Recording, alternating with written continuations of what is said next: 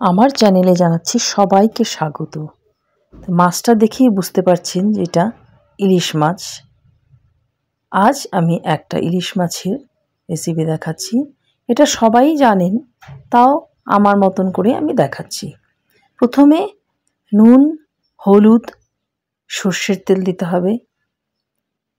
তারপর এর মধ্যে সর্ষে বাটা দিতে হবে, কাঁচা লঙ্কা দিতে হবে, দিয়ে ভালো করে এটাকে মাখতে হবে।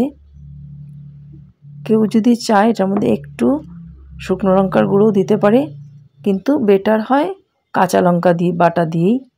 তারপরে এটাকে ভালো করে মেখে একটা পাত্রে মেখে ভালো করে চাপা দিয়ে, টিফিন বক্স এই টাইপের হলেই ভালো হয়, যেটার মুখটা টাইট হয়ে বসে। তারপরে একটা কুকারের মধ্যে জল দিয়ে, তারপরে একটা রিং বসিয়ে, বা যাদের রিং নেই তারা স্ট্যান্ড বা কোনো প্লেট উল্টো করে দিয়ে বসিয়ে কুকারের মধ্যে ঢুকিয়ে 4-5টা সিটি দিলেই তৈরি হয়ে যাবে ইলিশ মাছের ভাপা। খুব ইজি পলিসিতে আমি যেরকমভাবে করেছি সেইভাবেই বললাম। আর সেদিন একটি ভিডিও দিয়েছিলাম শাড়ির এক্সিবিশনের। শাড়ির এক্সিবিশনটা হয়েছিল, কিন্তু আমি শাড়ির কোনো রেকর্ডিং করিনি, কারণ ওদের পারমিশন ছিল না। এর জন্য আমি বেশি সময় থাকিও নি, আর পারমিশন ছিল না বলে আমি এটা রেকর্ডিংটা করিনি।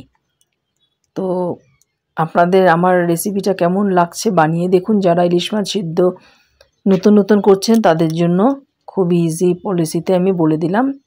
এরকম একটা টিফিন বক্স থাকলে, বা স্টিলের টিফিন বক্স থাকলেও হবে, খালি মাখিয়ে বসিয়ে দিলেই হবে। ওপরে কিছু চেরা কাঁচা লঙ্কা দিয়ে ভালো করে মুখটা বন্ধ করে বসিয়ে দেবেন, কারণ ভালো করে টাইট করে মুখটা বন্ধ না থাকলে কিন্তু জল ঢুকে যেতে পারে। তাই আপনাদেরকে বলছি যে ভালো করে যেন আপনারা এই মুখটা যেন টাইট থাকে, সেই এরকমভাবে দেন। আর সর্ষের সঙ্গে কিন্তু কাঁচা লঙ্কাও একসঙ্গে বেটে নিতে হবে। আমি বাটাটা দেখাইনি, খালি মুখে বলে দিলাম। আমরা যেরকম অন্য মশলার মতন লঙ্কা একসঙ্গে দিয়ে দিই, সেইভাবেই দিয়ে দিতে হবে। আর সর্ষের সঙ্গে মাছের সঙ্গে কাঁচা লঙ্কার টেস্টটাই বেশি ভালো লাগে। আমার চ্যানেলটাকে সাবস্ক্রাইব করবেন।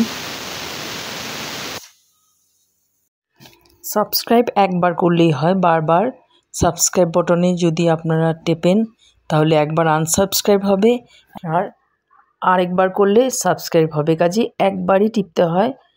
একবার সাবস্ক্রাইবই সারা জীবনের জন্য থেকে যায়। ধন্যবাদ।